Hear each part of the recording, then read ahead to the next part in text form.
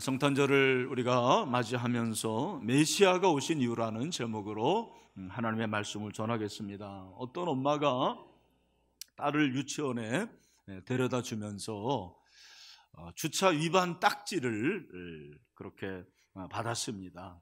기분이 안 좋죠. 그 딱지를, 주차 위반 딱지를 차의 그 뒷좌석에 이렇게 던져놨습니다. 딸이 유치원이 끝나자 이제 차를 타고 뒷좌석에 앉아보니까 주차 위반 딱지가 있는 거예요. 그걸 보고 그 딸이, 엄마, 나는 샛별반인데 엄마는 주차 위반이네, 그렇게 얘기를 했다고 합니다. 무슨 뜻인지 모르는 분들은 옆에 있는 분은 물어보시길 바랍니다. 저도 엄청 무서웠어요. 같은 반인데 다른 반이죠. 여러분, 예수님께서 유대 땅에 메시아로 오셨을 때 유대인들이 생각하는 메시아관과 하나님이 생각하셨던 메시아관은 너무너무 달랐어요. 유대인들이 생각하는 메시아는 정치적이고 군사적인 그런 카리스마가 있는 지도자를 원했어요. 왜냐하면 로마의 압제를 당했기 때문에 자신들을 로마의 압제에서 구원해 줄 수 있는, 해방해 줄 수 있는 그런 지도자를 원한 거죠. 또 그 지도자는 다윗의 영광, 우리는 광개토왕 때, 장수왕 때 땅이 제일 넓었는데 사실은 유다는, 이스라엘은 다윗왕 때 제일 넓었거든요. 그래서 그 다윗왕의 영광을 회복시켜 줄 수 있는 그런 메시아를 원했습니다. 근데 반면 하나님께서 메시아를 보내주실 때 여러분이 아시는 대로 그 메시아이신 예수님은 어떤 분입니까? 베들레헴 말 구유에서 태어나신 분이에요. 마구간이에요, 마구간. 그리고 목수의 아들, 평범한 나사렛 목수의 아들이었습니다. 그리고 33년 동안 이 땅에 살고 결국에는 십자가에 힘없이 죽어가는 그런 존재였습니다. 여러분, 이 메시아가 서로 다른데 중요한 것은 하나님은 예수 그리스도를 기름 부음을 받은 자, 그리스도로 이 세상에 보내셨다라는 사실입니다. 그래서 예수님은 그리스도이십니다. 예수 그리스도이죠. 그분은 메시아십니다. 메시아인 그분은 이 땅을 구원하시기 위해서 우리에게 오셨습니다. 여러분, 그 예수님을 환영하는 이번 성탄이 되기를 주님의 이름으로 축원합니다. 예수님이 메시아로 오셨다라는 것은 성경에 기록된 것인데, 이미 예수님이 메시아로 오시기 600년 전에 예수님이 메시아로 오실 것을 예언한 말씀이 바로 오늘 이사야서 61장 1절부터 3절에 기록이 되어 있습니다. 여러분, 이 말씀을 예수님께서 처음 사역하시면서 읽고 사역을 시작했어요. 누가복음 4장 16절부터 19절에 보니까 예수께서 그 자라신 곳 나사렛에 이르사 안식일에 늘 하시던 대로 회당에 들어가서 성경을 읽으려고 서심해 선지자 이사야의 글을 들이거늘 책을 폈어요.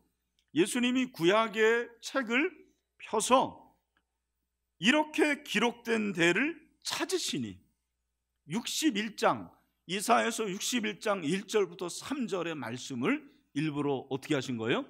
찾으셨어요. 찾으시면서 그 말씀을 읽으시는 거죠.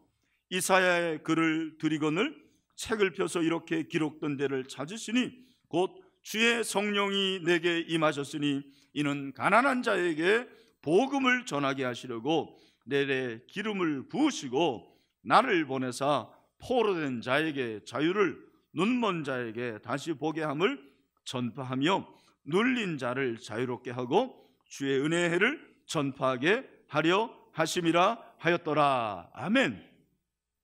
여러분, 우리는 여기서 한 가지 질문을 할 수가 있습니다. 왜 예수님이 사역을 시작하시면서 이사야 61장 1절부터 3절의 말씀을 읽었을까요? 이것이 바로 하나님이 자신을 메시아로 보내신 이유가 기록되어 있기 때문입니다. 왜 자신을 보내셨는지, 그것은 바로 예수님의 사역의 본질이죠. 예수님의 사역의 근간이 되는 거예요. 여러분, 예수님 왜 오셨습니까? 물론 우리를 구원하시기 위해서 오신 줄로 믿습니다. 그런데 메시아로 오신 예수님은 왜 오셨느냐? 오늘 뭐라고 그랬습니까? 우리 1절을 다시 한번 보시길 바랍니다. 우리 1절 말씀을 우리 비전홀에서도 또 영화불실에서 크게 한번 다 같이 1절을 다시 한번 읽었으면 좋겠습니다. 시작. 주 여호와의 영이 내게 내리셨으니 이는 여호와께서 내게 기름을 부으사 가난한 자에게 아름다운 소식을 전하게 하려 하심이라. 아멘. 여러분, 사실 여기까지 끝나도 되는 거예요. 왜 하나님이 메시아를 보내셨다고요? 가난한 자에게 아름다운 소식을 전하게 하시기 위해서. 아멘. 따라합시다. 가난한 자에게 아름다운 소식을 전하게 하려 하심이라. 할렐루야. 여러분, 가난한 자에게 아름다운 소식을 전하게 하시기 위해서 하나님이 메시아를 보내신 거예요. 그 말은 예수님이 이 세상에 오신 이유가 바로 여기에 있는 거예요. 무엇입니까? 가난한 자에게 아름다운 소식을 전하시기 위해서 이 땅에 예수님이 내려오셨습니다. 여러분, 가난한 자가 누굽니까? 일반적으로 가난한 자는 물질이 없는 자죠. 돈이 없는 자입니다. 궁핍한 자를 가리킵니다. 여러분, 물질이 없고 돈이 부족하면 불편하기도 하지만 그 당시는 그 한 가지 사실 때문에 부자들이나 권력자들로부터 압제를 당했어요. 여러분, 무전유죄라는 말이 사실 그 당시에도 있었던 거예요. 여러분, 여기 가난하다라는 것은 물질적으로 가난하다라는 그런 뜻이 있고요, 또 한 가지 이 가난하다라는 단어는 영적인 의미가 무엇이냐? 가난하다라는 것은 마음이 겸손한 것이 가난한 거예요.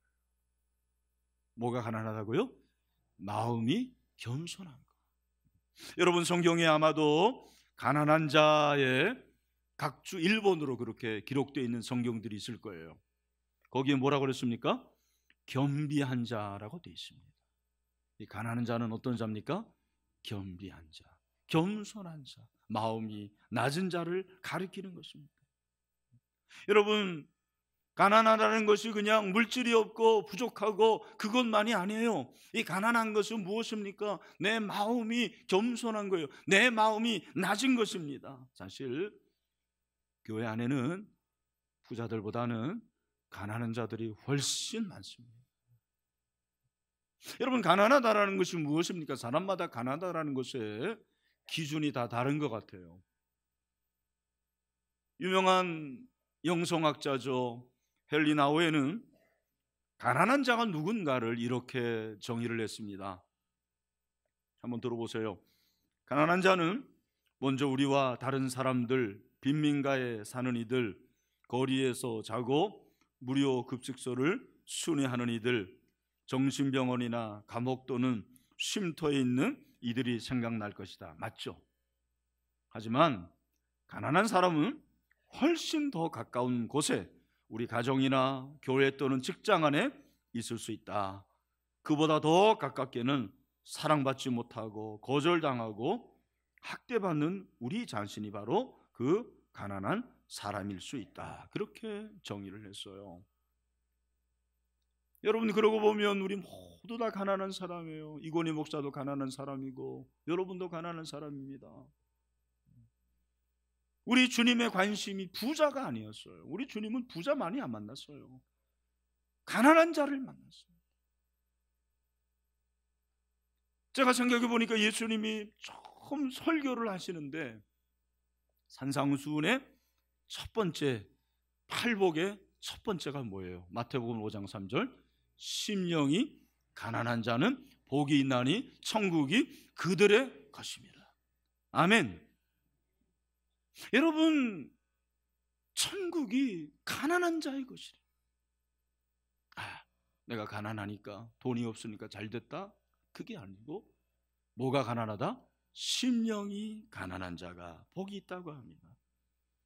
여러분, 심령이 가난한 것이 바로 마음이 가난한 거죠. 마음이 겸비한 거예요. 마음이 단순한 것입니다. 돈이 좀 없어도, 물질적으로 좀 부족하고 궁핍해도 심령이 가난하면 그 사람은 복이 임하게 됩니다. 천국이 바로 그분들의 것입니다. 바로 그분들을 위해서 예수님이 오신 거예요. 하지만 예수님이 오셨을 당시 유대인들은 대부분 마음이 가난하지 않았어요. 마음이 높았어요. 교만했다라는 말입니다. 특별히 대제사장, 서기관, 바리새인들은 더더욱 그러했습니다. 누가복음 7장 32절에 보면 비유하건대 아이들이 장터에 앉아 서로 불러 이르되 우리가 너희를 향하여 피리를 불어도 너희가 춤추지 않고 우리가 곡하여도 너희가 울지 아니하였도다 함과 같도다. 아멘. 예수님이 무슨 말을 해도 반응이 없어요. 예수님이 어떠한 말씀을 하셔도 춤을 추거나 그들은 춤추지 않았습니다.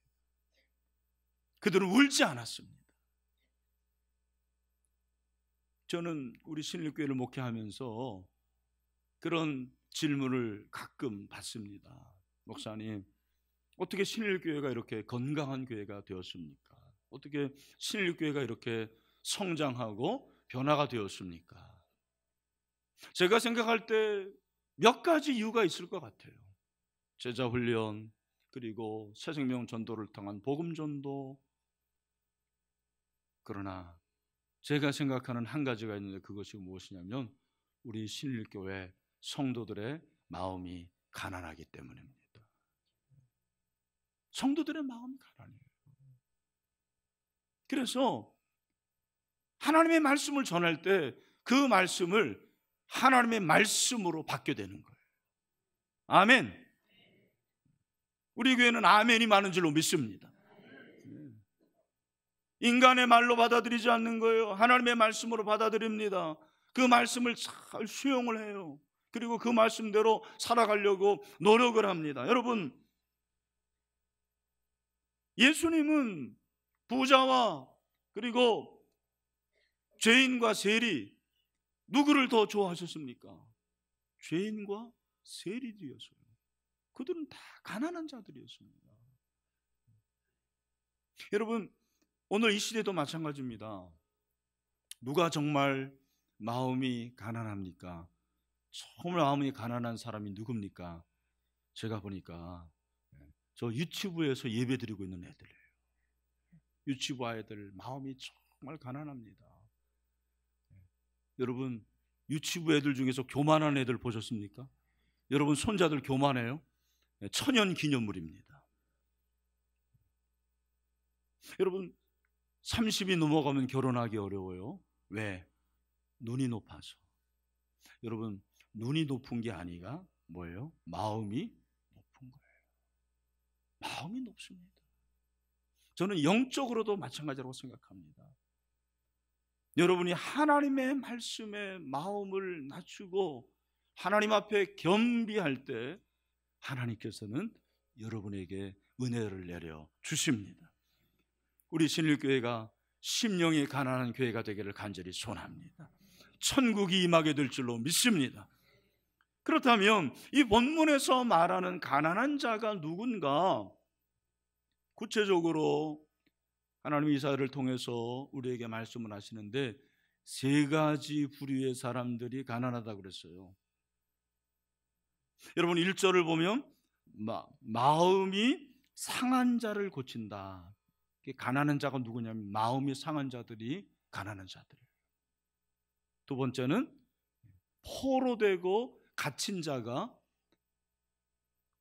가난한 자들이에요.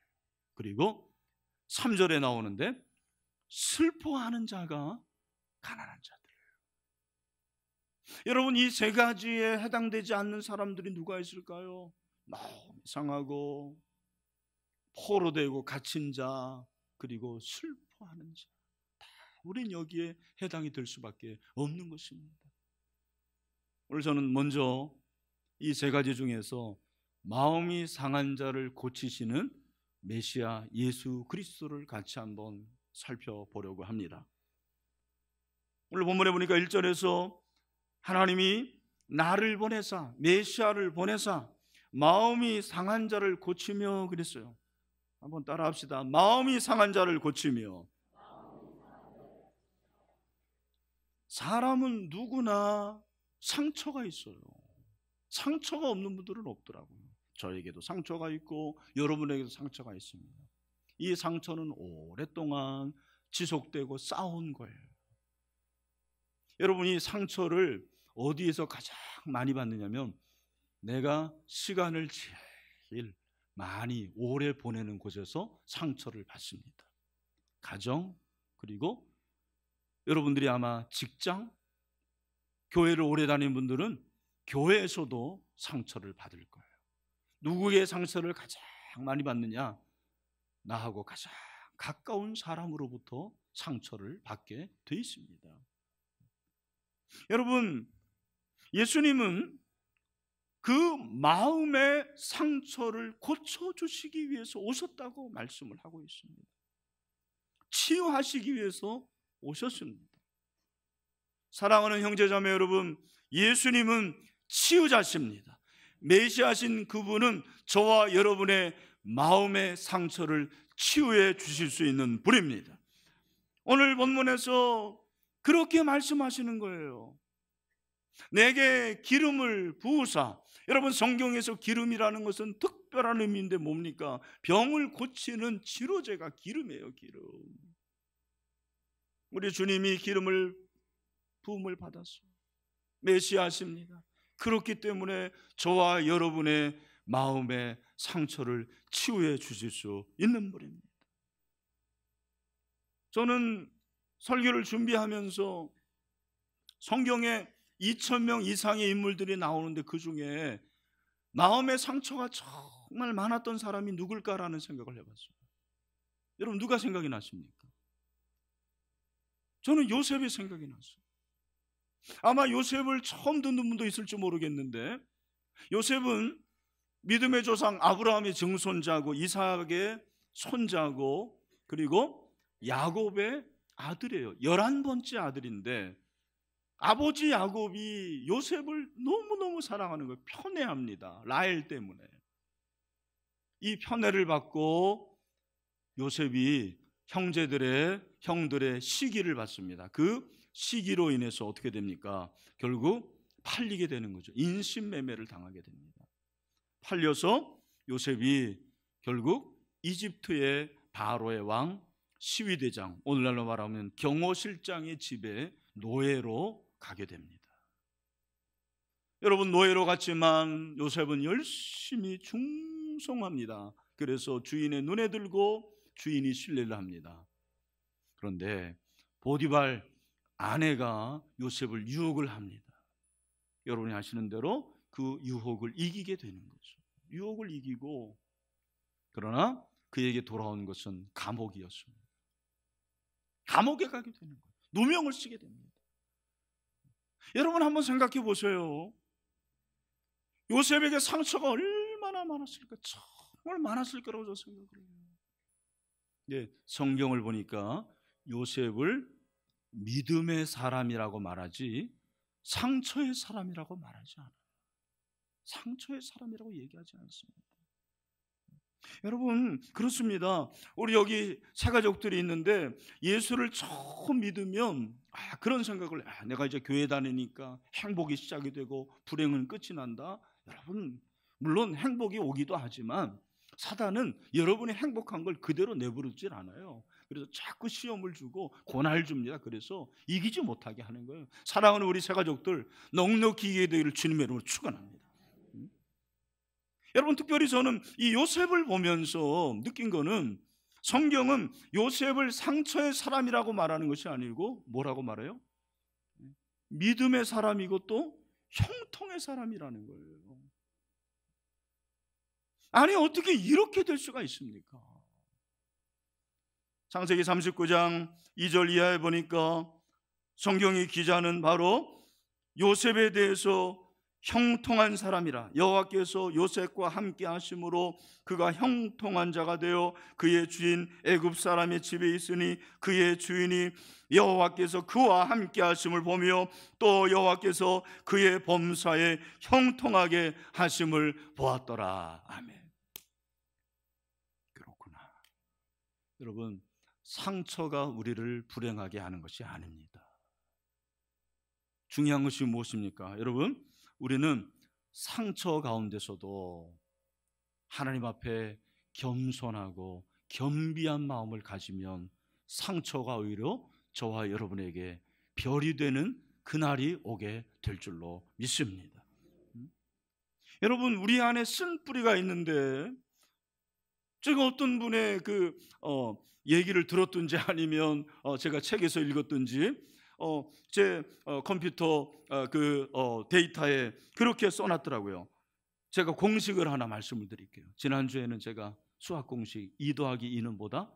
4, 2에 플러스 2에는 사랑이라고 했는데 오늘도 공식 하나를 여러분에게 소개하는데 그게 뭐냐면 상처 플러스 교만은 쓴뿌리라는 거예요.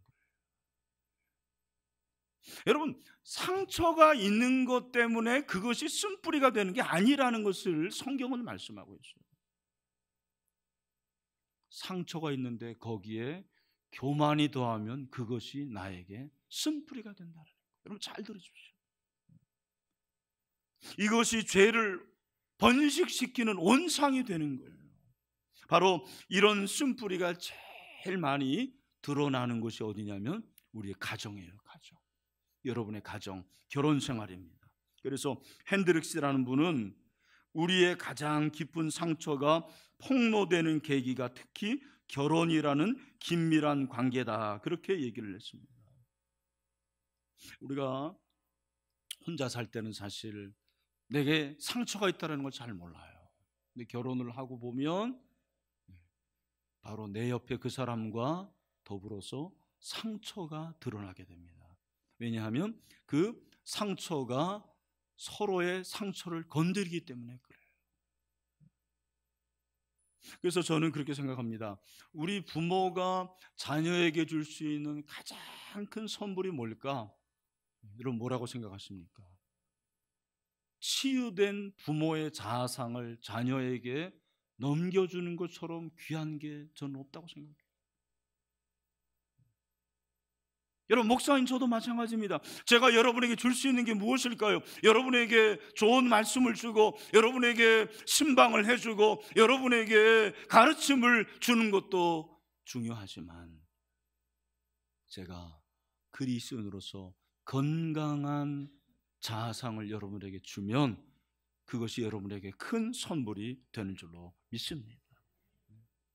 여러분 내게 상처가 있지만 그 상처를 통해서 내가 깨달아야 될 것이 무엇이냐면 나의 본 모습이에요.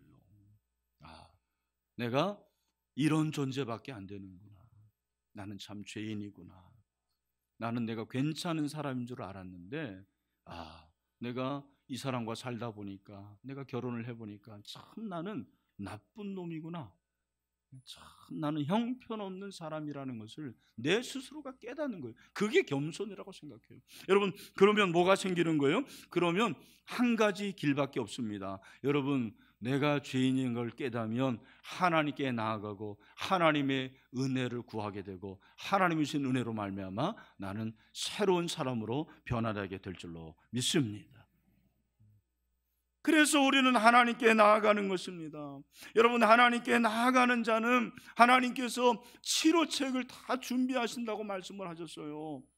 예레미야 8장 22절에 보니까 그렇게 말씀했습니다. 길르앗에는 유양이 있지 아니한가? 그곳에는 의사가 있지 아니한가? 딸내 백성이 치료를 받지 못함은 어찌 됨인고? 여기 길르앗은 이스라엘의 지명입니다. 이스라엘에서 명의가 제일 많고 명약이 제일 많은 곳이 길르앗이었어요. 그런데 그 길르앗에서도 치유하지 못하는 상처들, 그것이 어떻게 치유가 된다고 합니까? 19절에 보니까 딸내 백성의 심히 먼 땅에서 부르짖는 소리로다 여호와께서 시온에 계시지 아니한가, 그의 왕이 그 가운데 계시지 아니한가, 그들이 어찌하여 그 조각한 신상과 이방의 헛된 것들로 나를 경노하게 하였는고 하시니. 여러분, 하나님께 나아가는 그곳에 하나님이 주시는 치유의 역사가 있는 줄로 믿습니다. 그래서 여러분, 상처를 받았을 때 그 상처로 여러분들이 치달으면 안 돼요. 상처로 치닫는 것은, 잘 들으십시오, 자꾸 과거로 돌진하는 거예요. 우리는 앞으로 가야 되거든요. 제가 자동차 운전을 잘하지는 않는데, 저는 운전을 하면 이상하게 운전대를 잡으면 졸음이 잘 와요. 근데 이제 제가 잘하는 게 뭐냐면 후진을 꽤 잘합니다. 그래서 며칠 전에 저희 어머니를 태우고 후진을 했더니 저희 어머니가 깜짝 놀라시면서 이 목사 운전 진짜 잘하네 그러시더라고요. 근데 여러분, 운전할 때는 항상 차에 뭐가 있냐면 백미러가 있어요. 여러분, 백미러를 왜 봅니까? 전진하려고 사실 보는 거예요. 잠시 옆에 뭐가 없나 도움 받으려고 백미러를 보는 거예요. 근데 만약에 여러분이 운전을 하면서 백밀러만 보고 운전을 한다면 어떻게 될까요? 도랑에 빠지고 큰 사고를 면하게 될 거예요. 면치 못하게 될 것입니다. 저는 우리 마음의 상처가 그렇다고 생각해요. 여러분, 과거에 얽매여 사는 사람은 마치 백밀러만 뚫어져라 보고 운전하는 운전자와 같습니다. 우리는 예수 그리스도 메시아신 그분에게 나아가야 될 줄로 믿습니다. 예수 그리스도는 저와 여러분을 위해서 보혈을 흘려 주셨습니다. 그 보혈의 능력으로 말미암아 저와 여러분의 모든 짐이 가볍게 된 줄로 믿습니다. 마음이 치유된 줄로 믿습니다. 그래서 성경은 뭐라고 그럽니까? 돈 없는 자도 내게 오라고 그랬어요. 우리 이사야서 55장 1절과 2절 말씀 우리 다 같이 한번 읽어보도록 하겠습니다. 시작. 오라 너희 목마른 자들아 물로 나오라, 돈 없는 자도 오라. 너희는 와서 사 먹되 돈 없이 값없이 와서 포도주와 젖을 사라. 할렐루야, 아멘. 그리고 마태복음 11장 28절 29절에서는 주님께서 우리에게 초대를 하십니다. 어떻게 초대하십니까? 우리 또 마태복음 11장 28절 29절 말씀을 같이 읽겠습니다. 시작. 수고하고 무거운 짐진 자들아 다 내게로 오라. 내가 너희를 쉬게 하리라. 나는 마음이 온유하고 겸손하니 나의 멍에를 메고 내게 배우라. 그리하면 너희 마음이 쉼을 얻으리니. 아멘. 여러분, 믿음으로 읽으셨습니까? 정말 믿음으로 읽으셨습니까? 그런 자에게 하나님이 주시는 안식이 있게 될 줄로 믿습니다. 마지막으로 기독교 선교 역사 가운데서 세계에서 가장 위대한 선교사, 가장 신뢰받는 선교학 전문가, 바울 이후 가장 위대한 기독교 선교사 등으로 불리는 선교사가 있었습니다. 그의 이름은 스탠리 존스입니다. 이 스탠리 존스는 1907년부터 마지막 숨을 거두는 순간까지 67년 동안 인도에서 선교사로서 사역을 마치게 됩니다. 그런데 1971년 12월 8일 새벽 이 존스 목사님이 뇌졸중으로 쓰러지게 돼요. 일어서지를 못합니다. 그가 할 수 있는 것이 아무것도 없었습니다. 그때 스탠리 존스 목사님이 간호사들과 친구들에게 부탁한 것이 있었습니다. 그게 뭔지 아십니까? 성경 구절 한 구절을 읽어달라는 부탁이었습니다. 바로 나사렛 예수의 이름으로 걸으라라는 말씀이었습니다. 할렐루야. 여러분, 나사렛 예수는 메시아지만 평범한 목수의 아들입니다. 그런 그에게 하나님께서 권능을 주시고 능력을 주시고 힘을 주셨습니다. 그 예수 그리스도께서 나사렛 예수지만 메시아로 오셔서 마음이 상한 자, 몸이 약한 자를 치료하신 줄로 믿습니다. 스탠리 존스 목사님이 그 사실을 믿고 그 말씀을 읽어달라고 하고 여러분 그 말씀을 읽는 가운데서 그는 기적처럼 일어날 수가 있었습니다. 그의 감동을 쓴 책이 바로 하나님의 예스라는 책입니다. 사랑하는 신들의 성도 여러분, 여러분 중에 혹시 육신에 연약한 분이 있습니까? 메시아신 예수님이 만져주시고 고쳐주시기를 축원합니다. 마음이 상한 자들, 마음이 참으로 스트레스와 여러 가지 문제로 상처로 고통당하는 자들, 우리 주님 메시아가 여러분의 마음의 상처를 고쳐주시게 되기를 주님의 이름으로 축원합니다. 영혼의 병이 있습니까? 메시아로 오신 주님께 나아가기만 하면 고쳐질 줄로 믿습니다. 사랑하는 형제자매 여러분, 메시아신 그분께 나아갑시다. 그분을 의지합시다. 그분을 사랑합니다. 말씀을 맺습니다. 예수님은 인류를 위해서 오신 메시아임을 선포합니다. 아름다운 소식을 전하기 위해서 오셨습니다. 누구에게? 가난한 자에게. 여러분 심령이 가난하게 되기를 소원합니다. 마음이 상한 자를 고치시는 그 주님을 만나는 이 시간이 될 수 있게 되기를 주님의 이름으로 축원합니다. 축원합니다.